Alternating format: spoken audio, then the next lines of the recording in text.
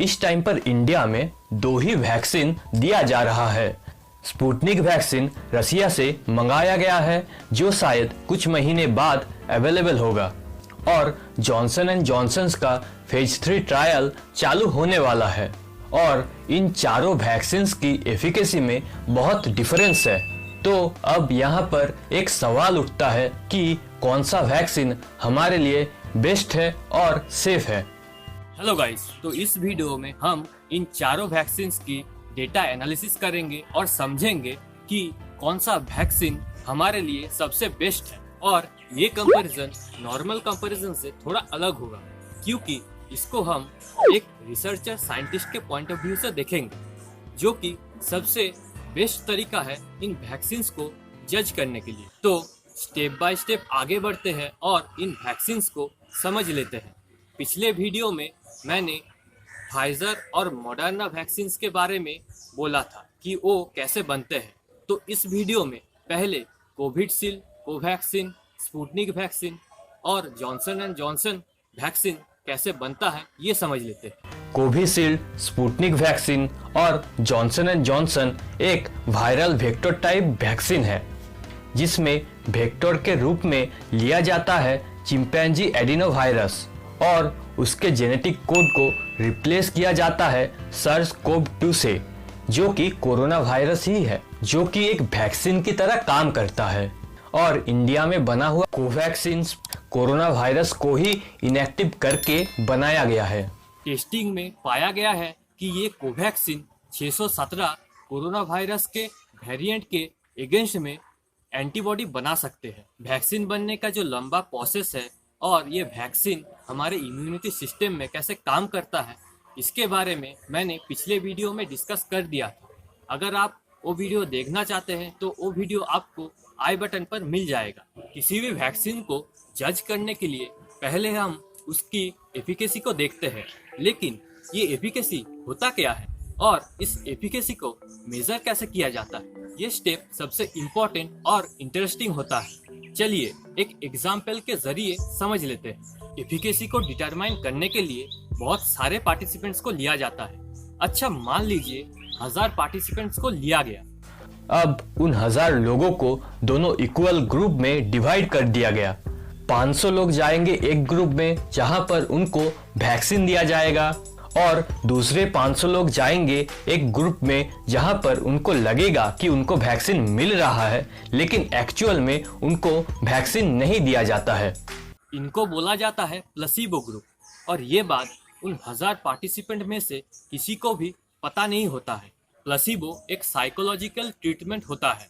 यहाँ पर पेशेंट्स को रियल मेडिसिन के बदले स्वीट्स मेडिसिन दिया जाता है और वो ठीक भी हो जाते हैं।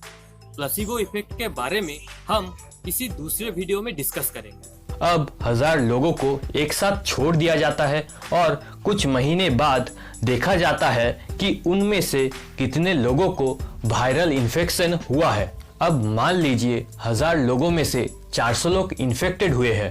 अब उन 400 में से कितने प्लेसिबो ग्रुप से है और कितने वैक्सीनेटेड ग्रुप से है ये देखा जाता है। अगर 400 में से 200 लोग प्लेसिबो ग्रुप में थे और 200 लोग वैक्सीनेटेड ग्रुप में थे तो फिर वैक्सीन की एफिकेसी होगा 0%। और अगर 400 में से 400 लोग ही प्लेसिबो ग्रुप में थे और वैक्सीनेटेड ग्रुप में कोई भी इन्फेक्टेड नहीं हुआ था तो फिर वैक्सीन की एफिकेसी होगा 100%। तो इसको देखते हुए अगर किसी को फाइजर वैक्सीन लगा है तो उन 400 में से प्लेसिबो ग्रुप में होगा 380 लोग और वैक्सीनेटेड ग्रुप में होगा 20 लोग। ऐसे ही कोविशील्ड के केस में होगा 280 प्लेसिबो और 120 लोग वैक्सीनेटेड ग्रुप से, और कोवैक्सीन में होगा प्लेसिबो 310 और वैक्सीन होगा 90।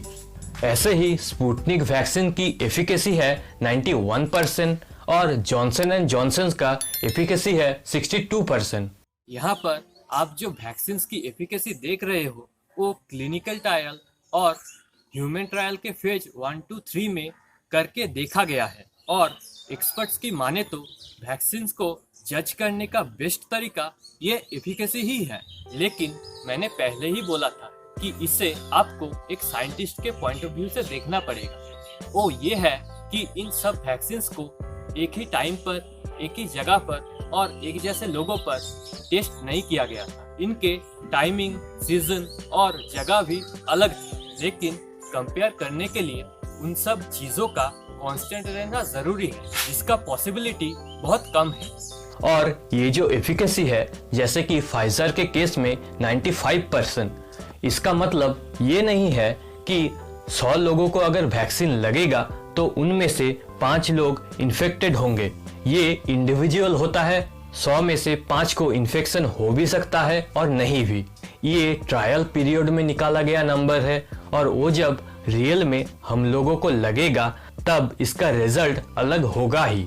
रिसर्च में ये पाया गया है कि प्लेसिबो ग्रुप में जैसे बहुत सारे लोग इन्फेक्टेड होते हैं, उनमें से बहुत सारों की डेथ भी हो जाती है, लेकिन वैक्सीनेटेड ग्रुप में लोग भी कम इन्फेक्टेड होते हैं और किसी की डेथ भी नहीं होती है। और इन वैक्सीन्स के साइड इफेक्ट्स बहुत सारे हैं और सब साइड इफेक्ट्स सभी वैक्सीन्स के केस में कॉमन है, जैसे कि muscle pain, fatigue, headache, swelling, redness, rash, fever.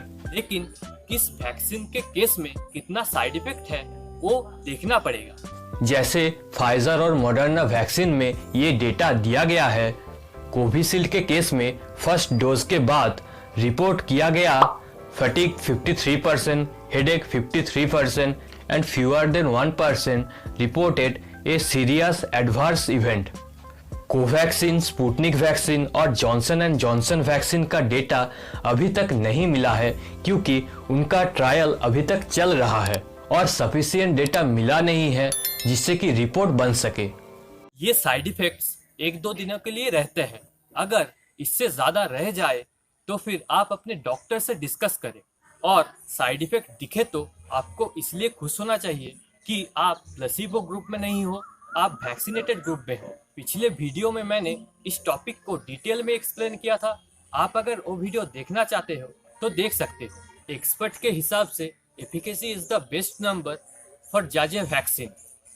तो इसको समझने के लिए हम लोगों को 2 एक्सट्रीम केस पकड़ना पड़ेगा।